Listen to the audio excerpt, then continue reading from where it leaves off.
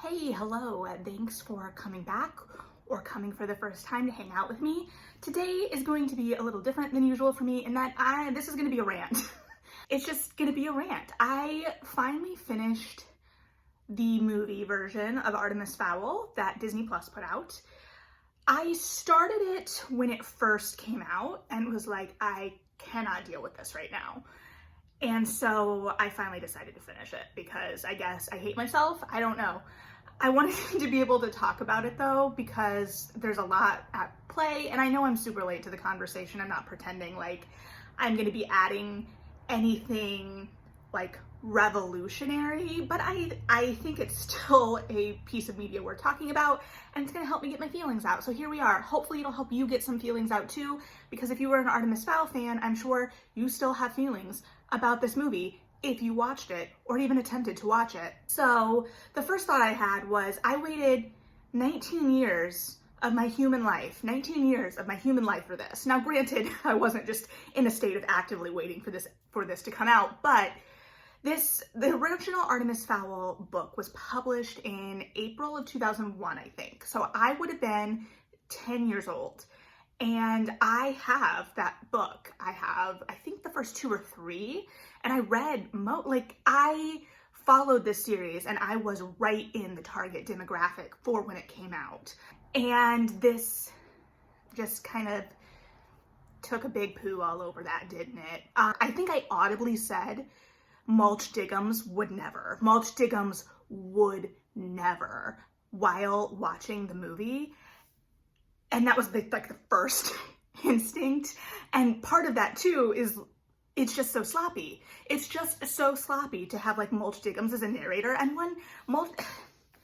do we not understand the character of Mulch Diggums? Like Mulch Diggums is the comedic relief. He's the fart jokes. I saw a lot of things floating around the internet about like that scene where he like unhinges his jaw and whatnot, which was badly done. I'm not going to defend that scene by any means, but it was one of the more true to character moments of the entire movie.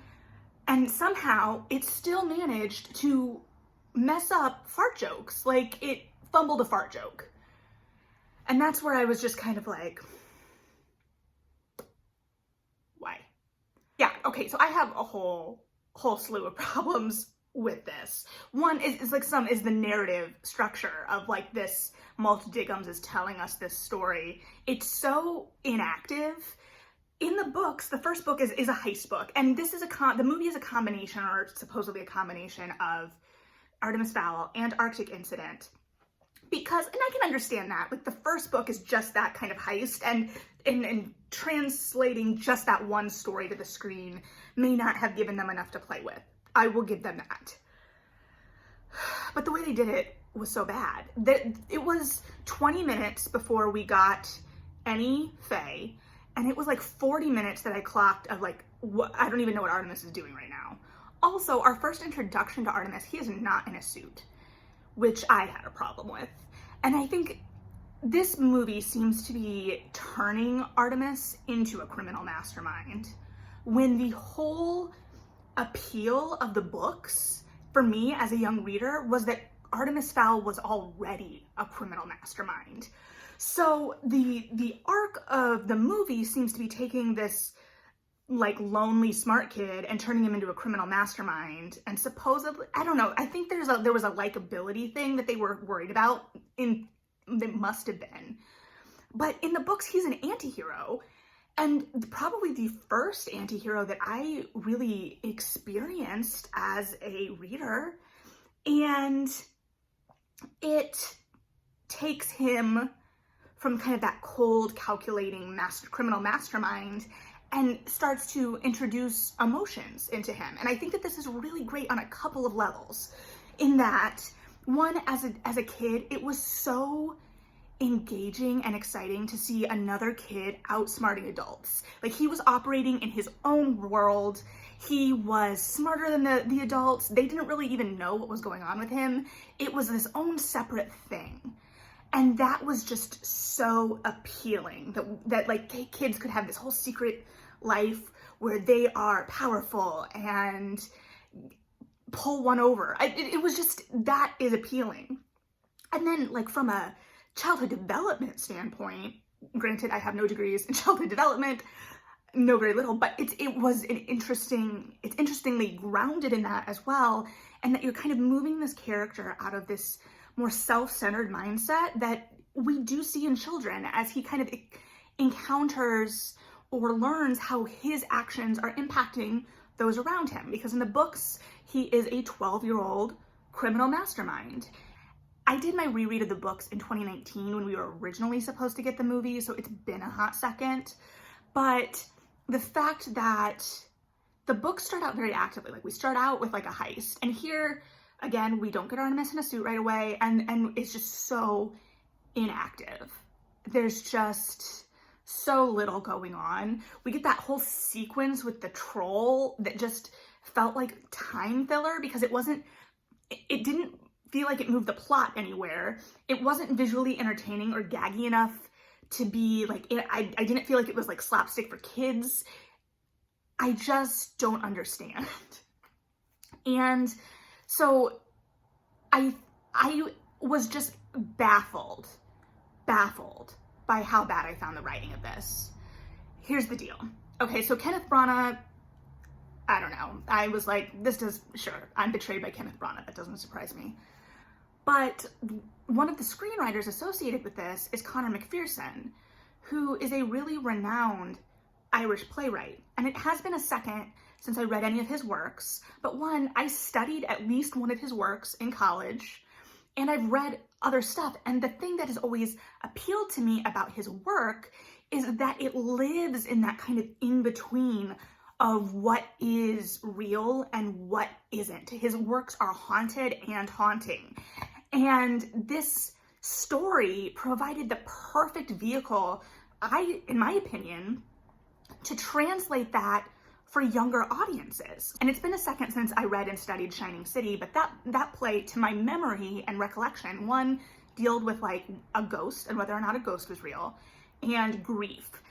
And that play in particular, I think, showed that he could handle the ideas in Artemis Fowl really well, because this is convoluted into a lot of things. So hopefully I get to everything I want to make points about. I've got it written down. But in terms of the grief, this gets into the changes with Artemis's family structure. So they're like, put the dad in and kill the mom off, I guess. And in the books, obviously, Artemis Fowl's father has been missing for a while, and his mom has kind of checked out because of that, and has kind of like driven her mad with grief.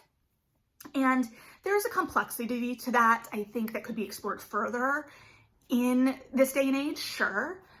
But there is also something really compelling in that Artemis Fowl is dealing with grief on two sides. He's got his father missing, presumed dead, and he's got his mother who he can't connect with and isn't helping him through this. So he has had to forge his own path and get through things himself, save his family, basically.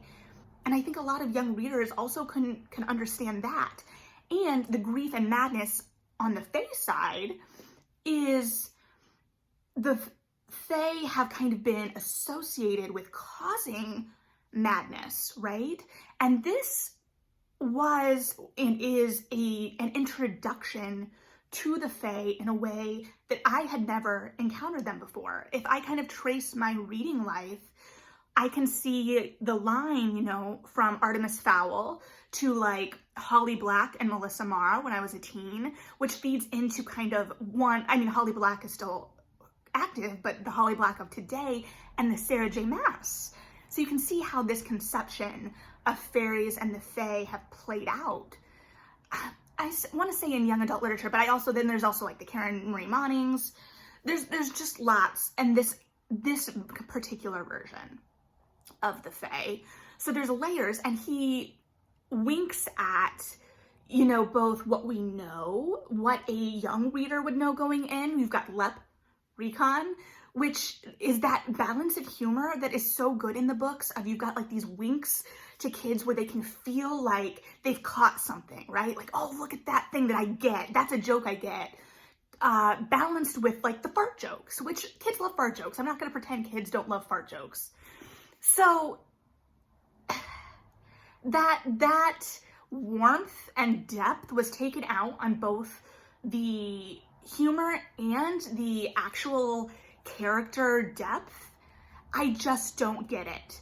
And yeah, I really expected Connor McPherson to be able to pull this off, to provide a depth to this. And I don't know why we got what we got. Was it Disney?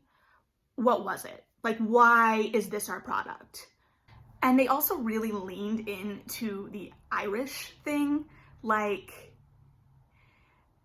it felt less subtle than Disney Channel original movie classic, The Luck of the Irish. And that is saying something, because that is just... And they leaned into the Irish that hard, but didn't even give us millennials a proper Bewitched song. It's just, I don't... Like, we know you can set the place without being, this is Ireland and he loved Ireland. Like, okay, show us. Show us. Stop telling us and show us. Foley was still probably the best of this, thank goodness. And he's like our Q character, centaur, creature, and it usually gets to be a little drier. And I guess I'm just attracted to that type of character, but he at least wasn't messed with too much, but they also didn't really do anything with his character. They didn't really do anything with any of these characters. Except, okay, Juliet Butler. In the books is a butt-kicking, wrestling-loving young woman. And in the movie, I will give it to them that we might get to see them sparring in, like, fencing maybe? I don't know. We don't... But the first moment I tracked of her, like, as a face character, like a character with a face, was bringing Artemis a sandwich. And I know in the books that she helps take care of Artemis's mother. But you're gonna give me this complex character who in the books comes from this long line of Butler. Like, the Butler family has served the Fowl family for generations, and we're not gonna even touch the casting side of things. And you're gonna have her bringing Artemis a sandwich. That's it. Like, he needs another young person, and that's what you're gonna do with her. I honestly feel like neither Artemis or Holly are protagonists in this. We don't see Holly until at least 20 minutes in. 10 minutes of the movie is just like boring exposition. How does this keep a young viewer's attention? Like, what is keeping their attention? And the magic, part of the appeal of the original book is that, okay, it came out in 2001. And Artemis is discovering all of this himself. In the book, he doesn't have, a father to give him exposition and backstory. Everyone is gone.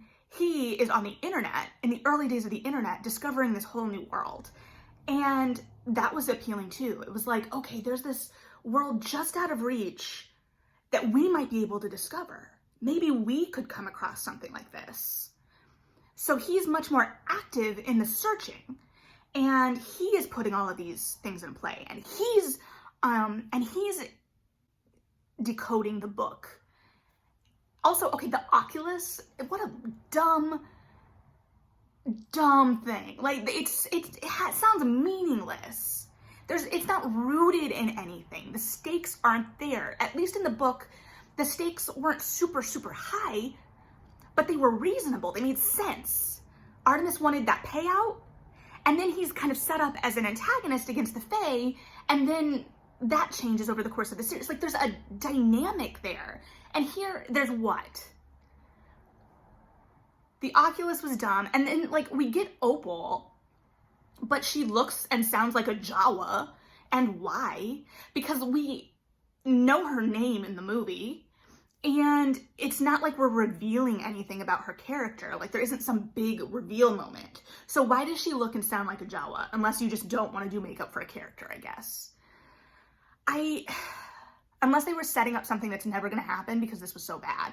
I know I'm just like ranting. Like, and I told you this was going to be a rant. This is a rant. I just don't understand why this is what we got. And if it was pushed back for changes. So like, why did they know that it was this bad? And then there was a scene, the original teaser was good. It excited me. The trailer that we got was more worrisome, which makes sense because it's more based on the finished product that I just watched. Did you understand what was exciting and compelling about the source material? Because sure, 2001 is pretty dated. Young people are discovering things on the internet different now, but it also like tried to show this like futuristic version of the elves without really like building that world. And it also never really built the world that Artemis is living in. Also, at the end, there is literally an everybody stood up and clapped moment. And I felt like I was being trolled, which would make sense because there is a troll that has way too much screen time. But I just don't understand. And I think the actors did the best they could with what they were given.